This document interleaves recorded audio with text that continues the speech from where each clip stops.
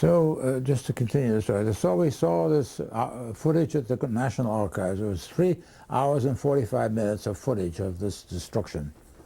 And from that we made the 16-minute film called Hiroshima and Nagasaki, August 1945,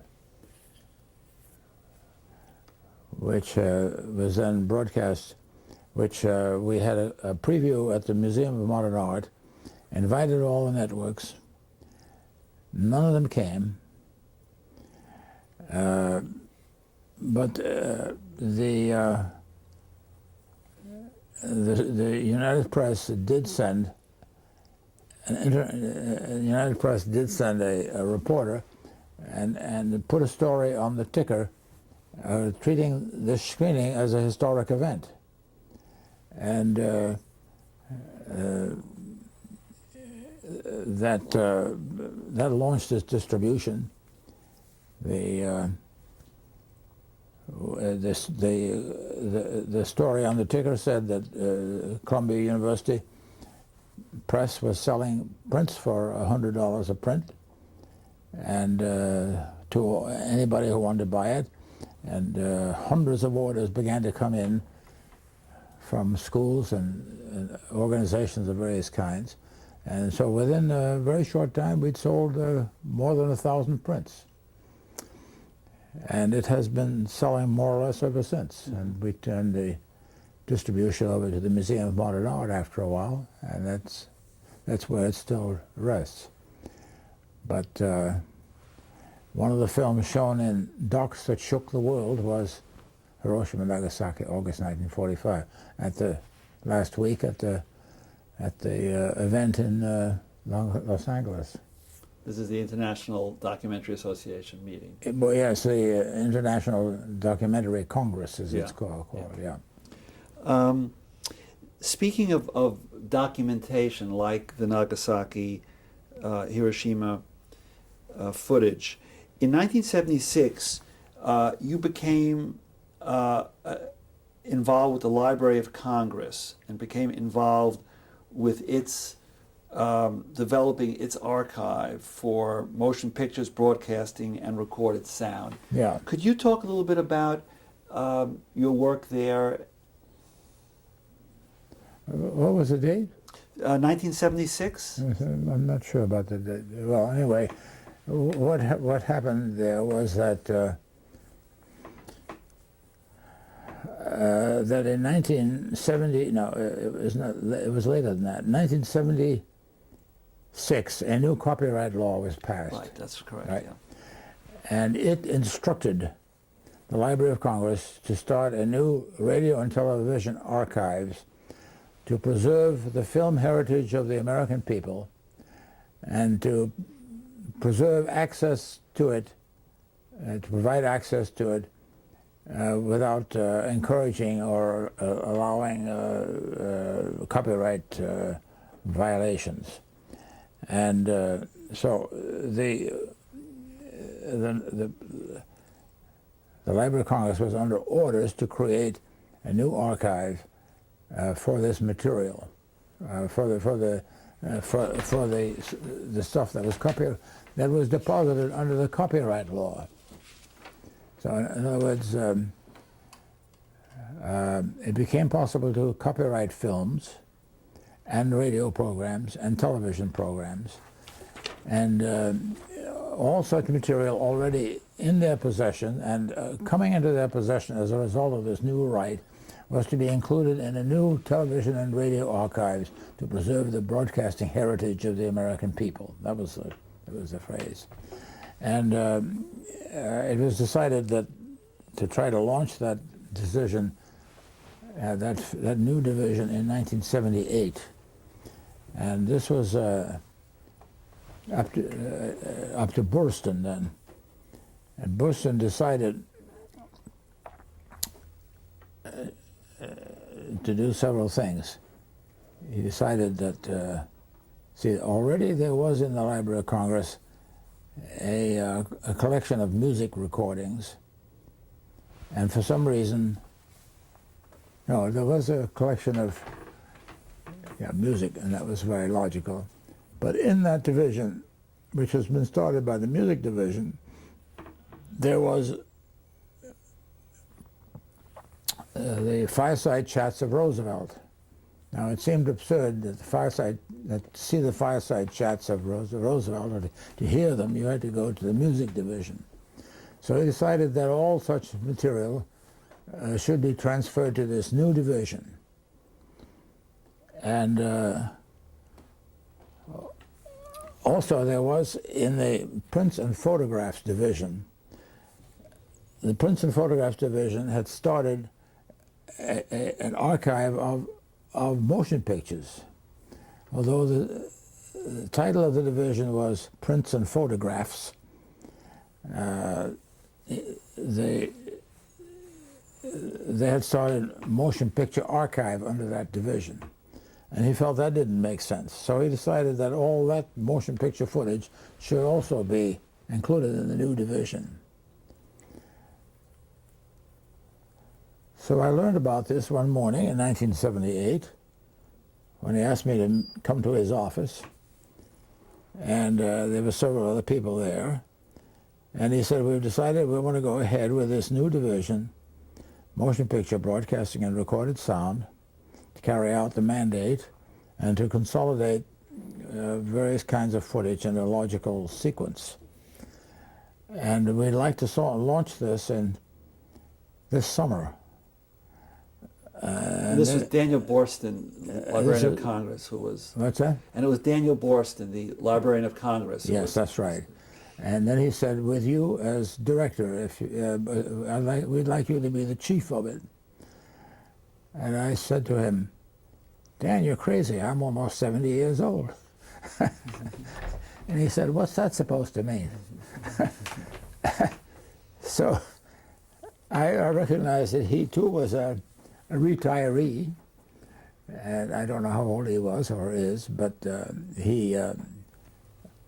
I said, all right, I'll talk it over with my wife, and I did, and I decided that I would like to try it, and I did then, in 1978, become the chief of a new division called the Motion Picture Broadcasting and Recorded Sound Division, which I then organized, and I was... one reason I was reluctant is that I had already accepted a grant to go to India to do a new, from Oxford University Press, to do a new, with Krishnaswamy, a new edition of the Indian film. And he said, well, that's all right, why don't you go ahead. How long are you going to be away? And I said, probably 4 months. He said, well, why don't you go ahead and do that? And when you've done that, before you go, work out your table of organization and make a few appointments, and then go ahead and do your work in India and come back and take over. That seemed all very simple to him, but that's exactly the way it went. So that's the background. It's the creation of the new archive, the new copyright law in 1976, with this included, in which was included an order to the Library of Congress to create a new archive, preserving the broadcasting heritage of the American people. Now, the other part of your question was public television. I think public television has an enormously difficult job, and I'm surprised that it has carried out its purpose as well as it has. That's about all I can say about it. Let me ask you a related question. What are your feelings about public access television that is pioneered by your colleague George Stoney, among others, chiefly by him? Chiefly by him. Do you feel that this has some potential as a vehicle for serious programming, or not? Well, I'm never sure what that means. Public access is The free channels on Yeah. cable channels. Everybody thinks of different access to something different by somebody else. This is to have the first use of public access is that people should have access to a channel where they can express their opinions, their point of view. And do you think it's sort of a limited soapbox? Yes, I think so. Yeah. And really, my final question has to do with the trend towards merger in the communications field, which I know you have contributed to a book on this. It's your most recent publication. How serious a development, what are the implications, as far as you're concerned, of the mergers, the growing concentration in the communications field? Will this have a negative impact on the future of television? Well, in various fields it has had an impact. I mean, in the motion picture field, in the days when there was, when there were 8 major film companies and some minor ones, and they were banded together in the Association of Motion Picture.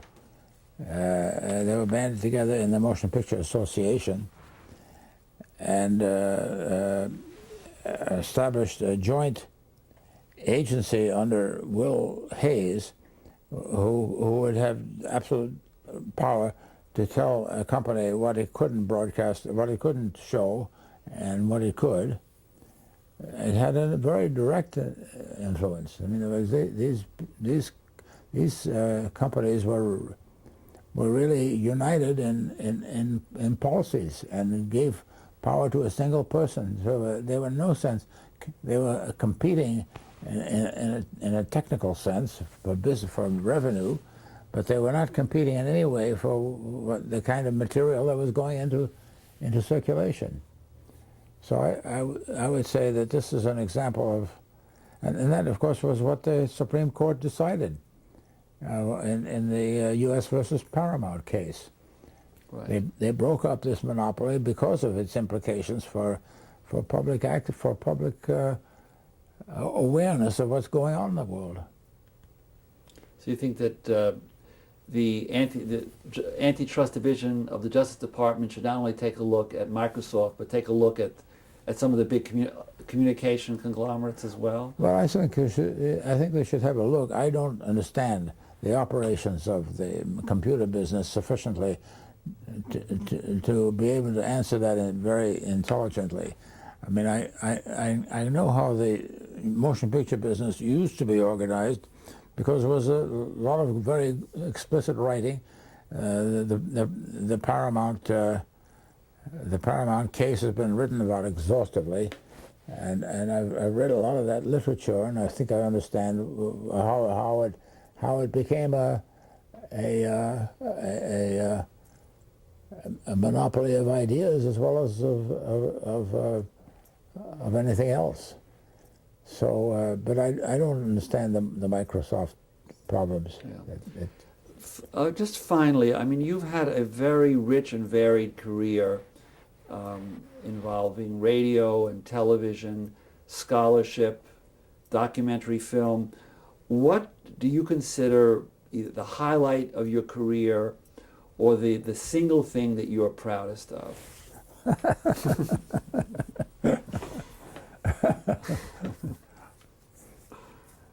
I can't. There were several things that I'm very proud of, and that I know made a difference of some sort.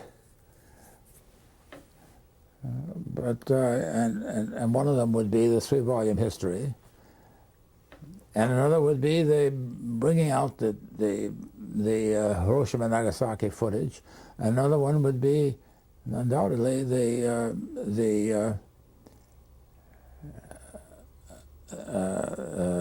documentary film book. Right.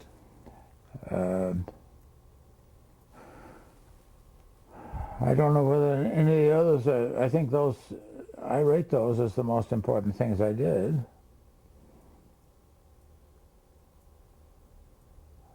I'm not sure.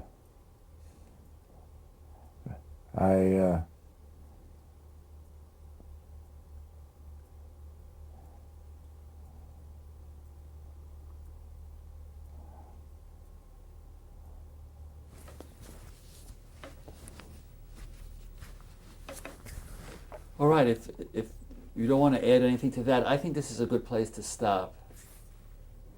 I'm kind of beginning to feel a little depleted. Yes.